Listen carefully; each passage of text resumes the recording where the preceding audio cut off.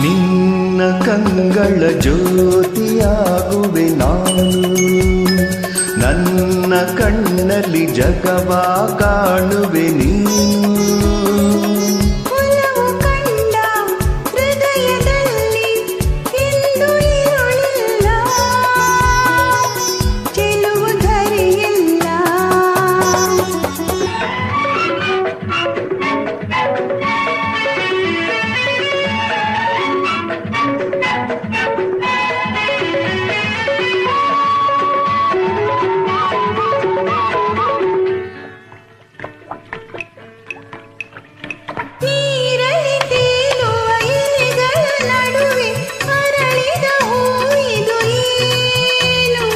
ರವಿಯನ್ನು ಕಂಡು ಅರಳುತ್ತ ನಗುವ ತಾವರೆ ಹೂವಿದು ತಾನು.